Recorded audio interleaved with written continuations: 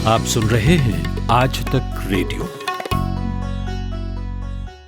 इस सफर में नींद ऐसी खो गई, हम न सोए, रात थक कर सो गई।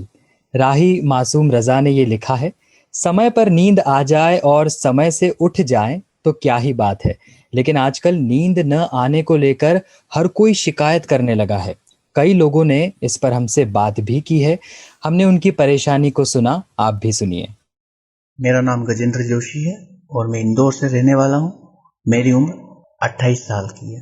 मुझे सोने को लेकर हमेशा प्रॉब्लम रहती है। मैं ठीक से सो नहीं पाता।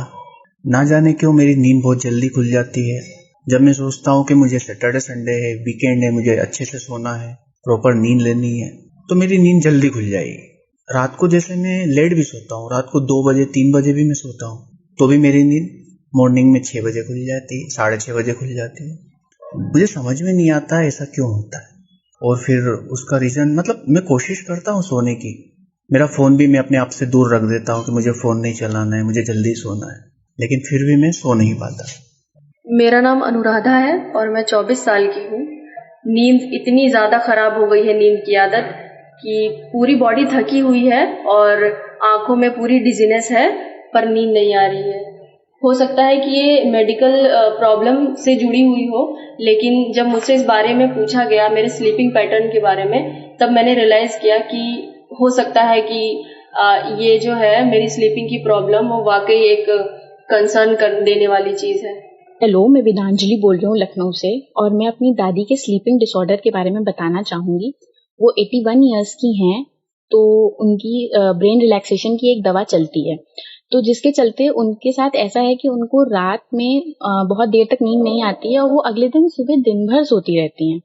तो मुझे ऐसा लगता था कि ये दवा का असर है, इस वजह से ऐसा इनको ये प्रॉब्लम है। बट मैंने बहुत इंसिडेंसेस ऐसे नोटिस किए हैं कि जिसमें ऐसा होता था कि अगर हमने उनसे कह दिया कि हमें कल सुबह जल्दी जाना है, स्कूल या कॉलेज जल्दी जाना है, आप उठ जाइएगा वरना कैसे आपको ब्रेकफास्ट मैनेज होगा, तो वो ये सोच के कि दिक्कत हो जाएगी घर वालों को भी और उनको भी, तो वो उठ जाती हैं टाइमली, बिल्कुल टाइमली उठ जाती हैं। बट जिस दिन उनको पता होता है कि घर में कोई ना कोई होगा उनके लिए, उनको उस दिन कितना भी उठाते रहो वो नहीं उठती हैं। तो आज इन्हीं लोगों की शिकायतों को डॉक्टर के पास लेकर जाएंगे। हेलो डॉक्टर में नींद न आने की समस्या पर बात करेंगे। Hello doctor. हेलो डॉक्टर आज तक रेडियो की एक खास सीरीज है जिसमें हम आपकी सेहत से जुड़े टॉपिक्स पर काम की जानकारी आप तक पहुंचाते हैं स्पेशलिस्ट डॉक्टरों से बात करके। यानी अलग अलग बीमारियों पर मशहूर डॉक्टरों का ज्ञान, उनकी सलाह घर बैठे आप तक पहुंचती है हर मंगलवार सुबह आज तक रेडियो पर।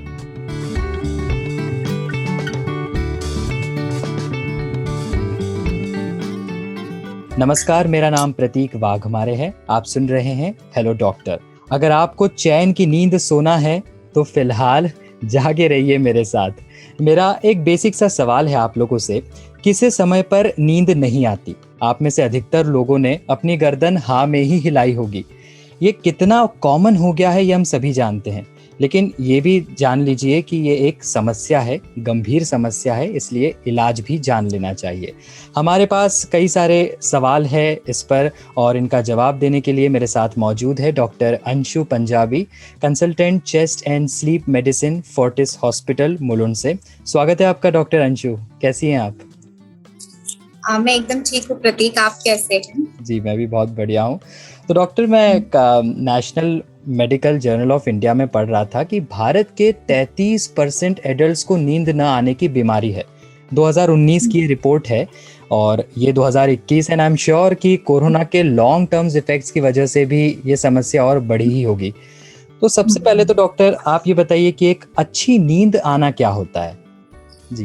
एक अच्छी नींद हम लोग कहते हैं कि आप लगभग दिन में कम से कम 6 से 8 घंटे सोइए, जिसमें कि आप जब सोते हैं तो आप बार बार बीच में ना उठे।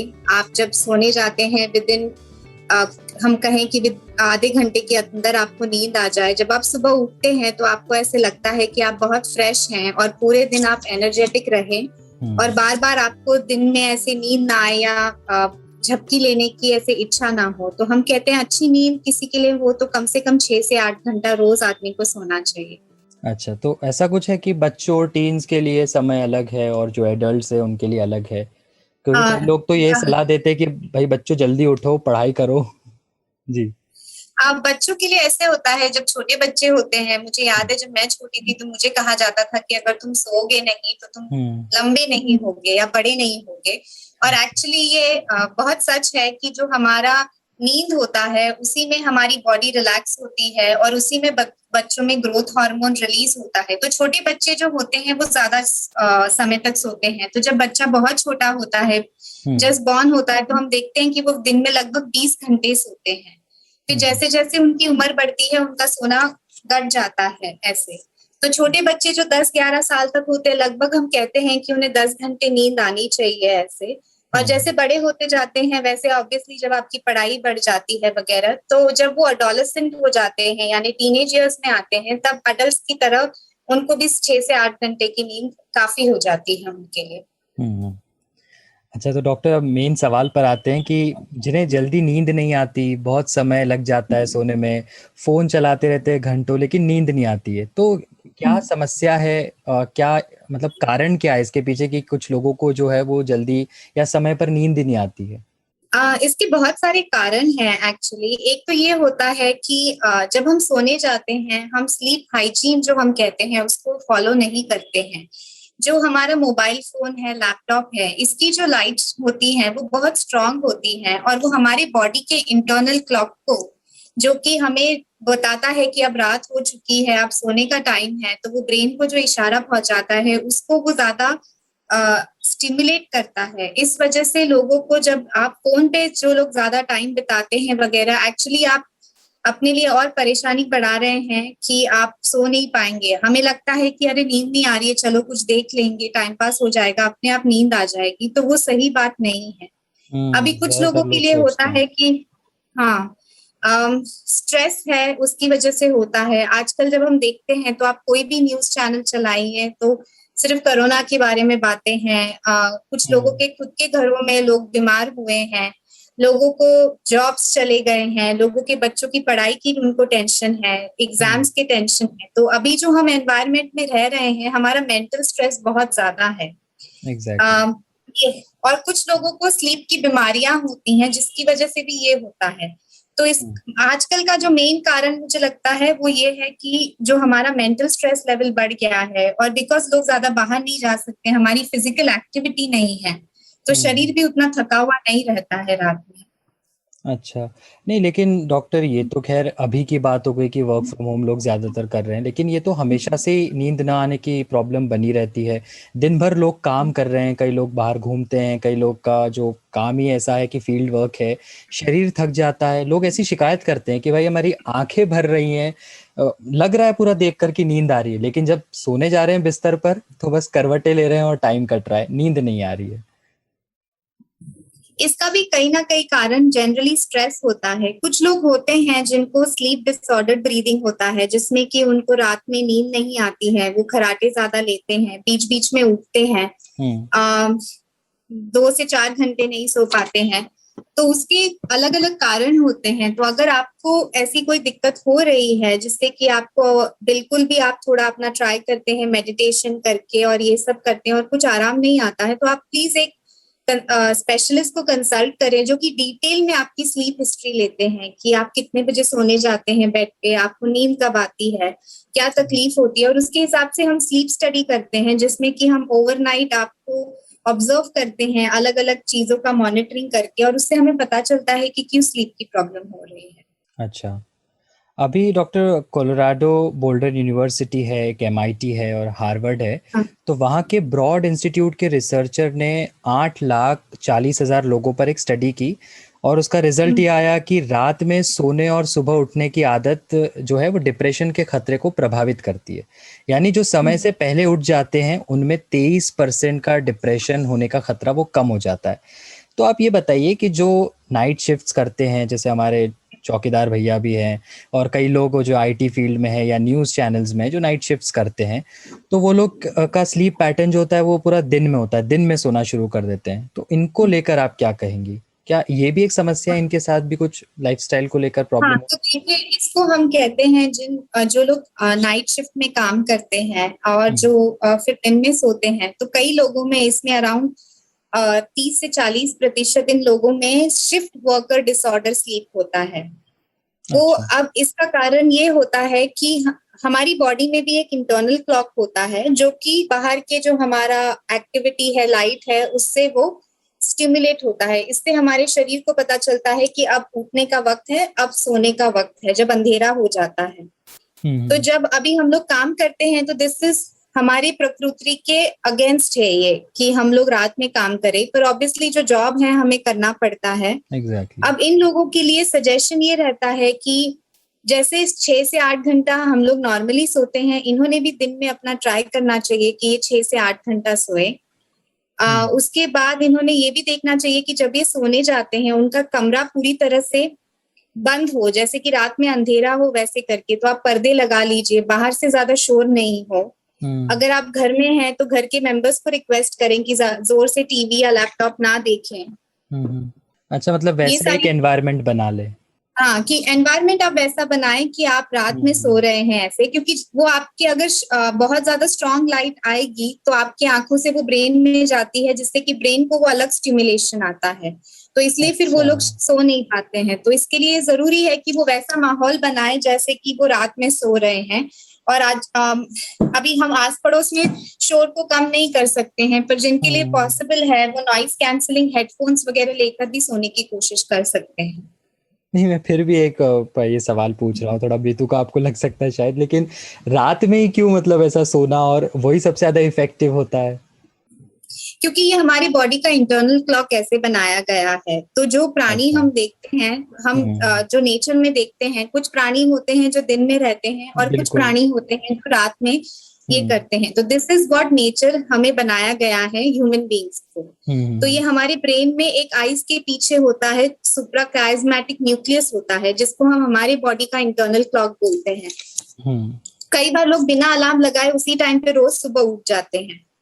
दिस इज बिकॉज हमारी बॉडी का वो इंटरनल क्लॉक है। वही अगर आप देखेंगे तो जो शेर होते हैं या उल्लू होते हैं वो रात में ही जागते हैं, वो आपको दिन में ऐसे नहीं दिखते क्योंकि उनका इंटरनल क्लॉक ऐसे सेट किया गया है। साइकोलॉजी भी काफी इसमें एक्टिव रोल प्ले करती है। कई बार तो मैं ये देखता हूँ डॉक्टर की मुझे कई एक्साइटमेंट है काफी कुछ चीज की, या कल मैं किसी टूर पिकनिक पर जा रहा हूँ तो भी मुझे नींद नहीं आती है, जबकि मुझे उस दिन तो पिकनिक पे जाने से पहले कभी किसी को नींद नहीं आती बच्चों को। हाँ, ये बात तो है। अभी आप बता रहे थे कि आपको स्पेशलिस्ट को दिखाना चाहिए, वो आपकी स्लीप हिस्ट्री, वो पूरा पैटर्न देखते हैं, उस हिसाब से इलाज करते हैं। लेकिन हम कब जाए डॉक्टर के पास? क्योंकि कई लोग तो है जो इस डिसऑर्डर मानते ही नहीं, वो एक्सेप्ट ही नहीं करते कि हमें इसका डिसऑर्डर है। मेरे साथ भी अगर ऐसा हफ्ते में 2-3 बार हो जाता है, फिर वापस मैं अच्छे से सोने लग जाता हूँ। तो मुझे कब पता चलेगा कि अब मुझे जाना चाहिए स्पेशलिस्ट के पास?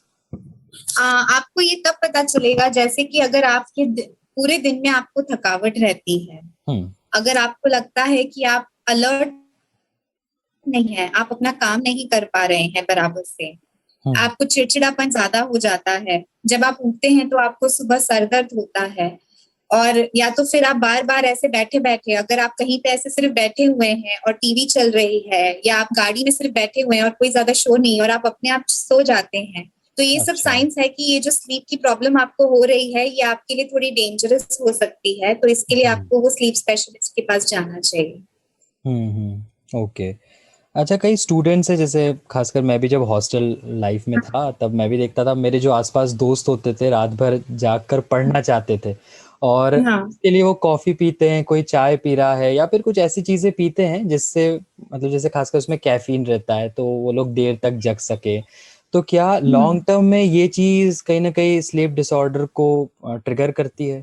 देखिए, अब ऐसे होता है कि हम हर कोई इस फेज से जाता है हमारे यूथ में, जब 2-3 साल होते हैं, जब हमारी पढ़ाई बहुत इंपॉर्टेंट होती है और इम्पोर्टेंट एग्जाम्स होते हैं।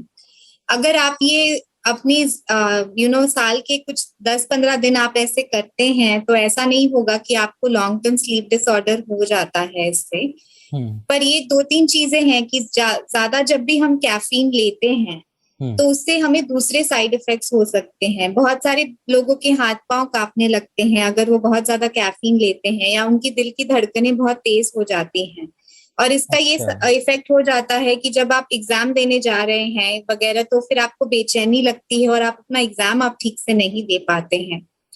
अभी हमने भी किया है जब हम लोग कॉलेज में थे कि ऑल नाइटर पुल करना पड़ता है एग्जाम से पहले, बट उसके लिए सिर्फ कॉफी ही लेना है ये जरूरी नहीं है, कुछ और चीजें भी कर सकते हैं। अगर हम लोग एक जगह पे बैठे हुए हैं तो अगर आप 5 मिनट उठ के थोड़ा चल आए खुली हवा में, तो वो आपका ब्रेन को स्टिमुलेट करता है, और जो उसकी वजह से फिर आपको नींद कम आती है। आप ध्यान दें कि आप बहुत ज्यादा कॉफी ना लिए, 1-2 कप कॉफी लिया बहुत हो गया, अगर आप 5 या 6 कप ले रहे हैं वगैरह ऐसे, तो वो उससे आपको दिक्कत हो सकती है ऐसे। और फिर कुछ लोगों को ये हैबिट हो जाती है लॉन्ग टर्म, तो उसमें से आई वुड से 5% लोग होंगे जो कि ये पूरी हैबिट हो जाती है उनको, कि फिर उनको रात में नींद ही नहीं आती है। तो rather than just taking coffee और ये सब, आप थोड़ा चल लें या थोड़ा जाके किसी से 2 मिनट बात कर ले वगैरह, अपना मन बहला लें, तो उससे आपके ब्रेन को स्टिमुलेशन मिल जाता है और फिर नींद कम हो जाती है, तो फिर आप वापस पढ़ाई कर सकते हैं। ओके, तो एक ये मैं जानना चाह रहा था, जैसे कई बार दोपहर में मैं सोने जाता हूँ तो मुझे इस बात का बहुत डर बना रहता है कि अगर मैं अभी सो जाऊंगा तो रात में फिर मैं देर तक नहीं सो पाऊंगा, और कई लोगों की ये समस्या होगी। तो ऐसे में हम क्या कर सकते हैं? हाँ, तो देखिए वही होता है कि हम लोग जब सोते हैं तो ये हमारी बॉडी को रीबूट करती है। तो जैसे आप दिन में ज्यादा एक्टिविटी करते हैं वैसे आपकी थकावट ज्यादा होती है, तो जब आप रात में सोने जाते हैं तो नींद जल्दी से आ जाती है। पर ये जरूरी नहीं है कि हर कोई अगर दोपहर में दिन में आधा घंटा या 1 घंटा अगर आपको तभी थकावट लग रही है, अगर आप तभी सो जाएंगे तो आपको हमेशा रात में नींद नहीं आएगी। ये एवरीबडी का बॉडी क्लॉक थोड़ा अलग होता है।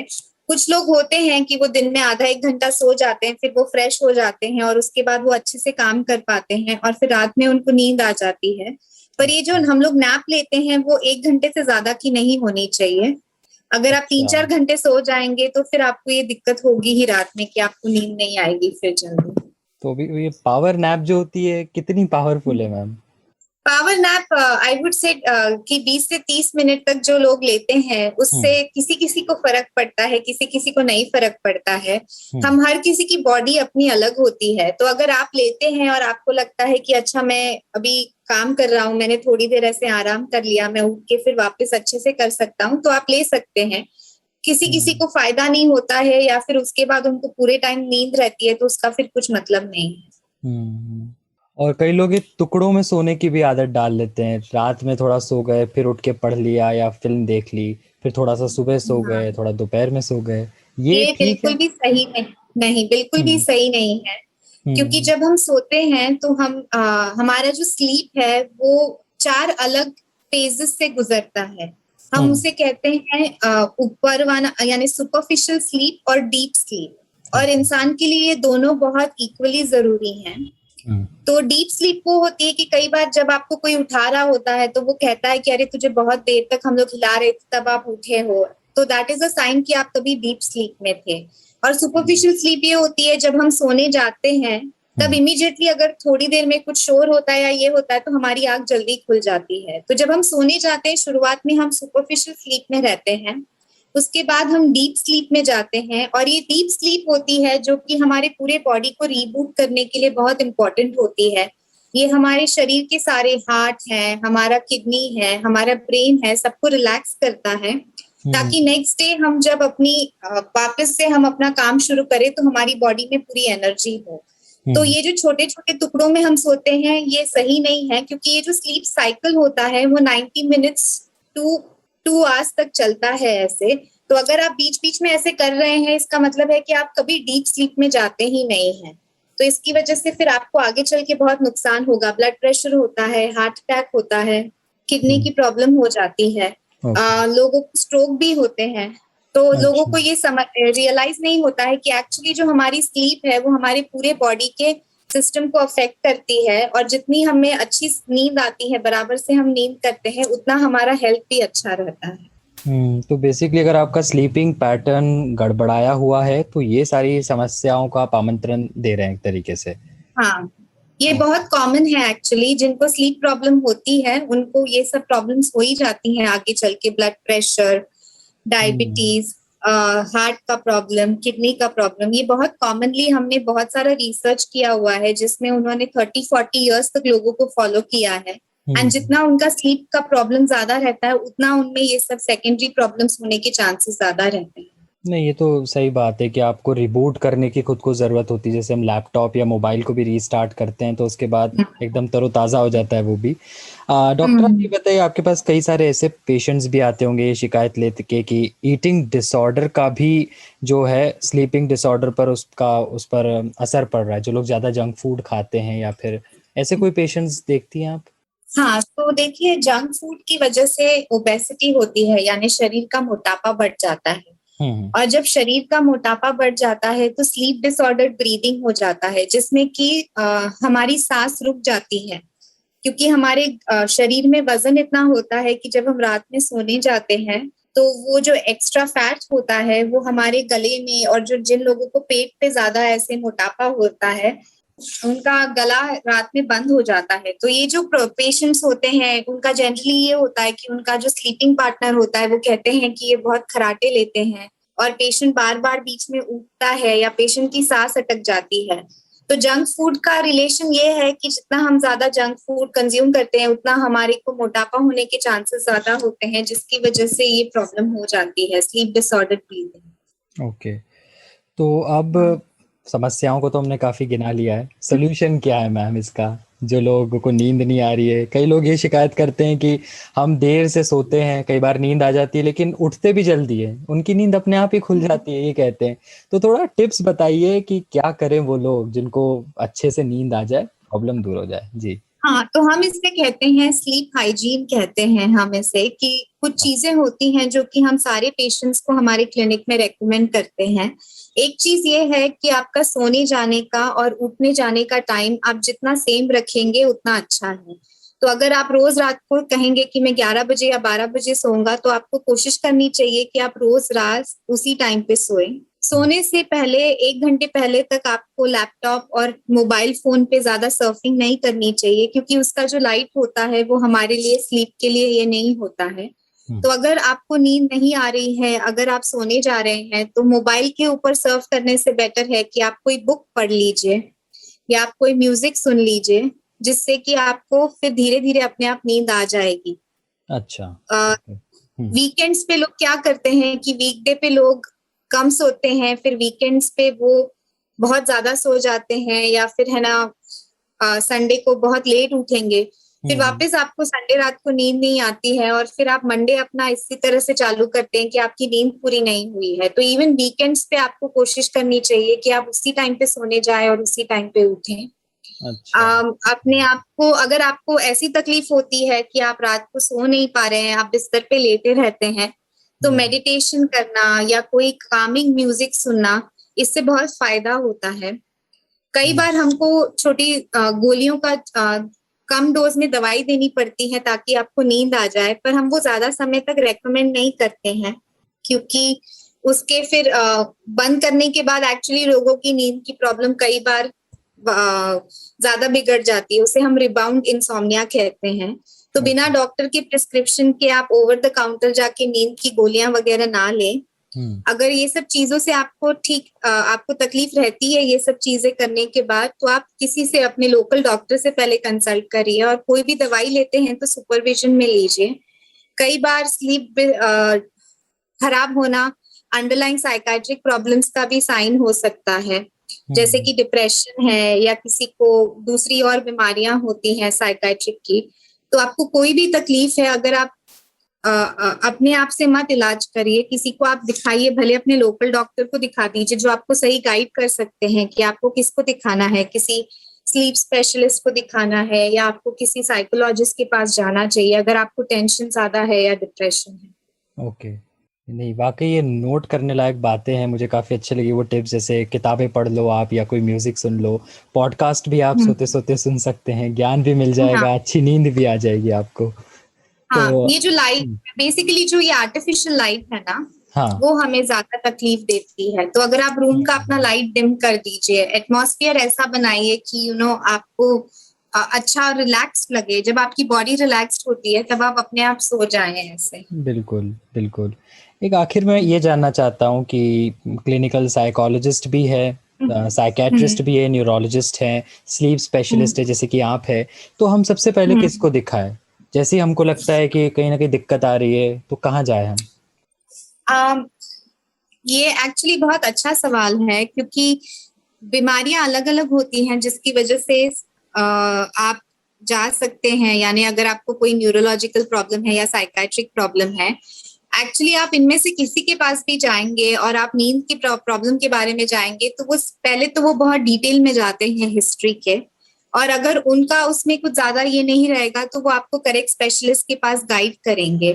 अब अगर आपको साइकाइट्रिस्ट के पास जाना है तो ये उन लोगों के लिए मैं रेकमेंड करूंगी जिनको यानी ऐसे मन नहीं करता है, इच्छा नहीं होती है चीजों की, जो बहुत कम सोते हैं या जो बहुत ज्यादा सोते हैं, जिन्हें ज्यादा एंजाइटी होती है। अगर आपके मन में बहुत ऐसे विचार आते हैं कि अरे अब क्या होगा, कहीं ऐसा हो गया तो क्या होगा वगैरह, तो ये एंजाइटी के निशान है, जिसके लिए आपको एक साइकाइट्रिस्ट या एक साइकोलॉजिस्ट ज्यादा सही रहेगा।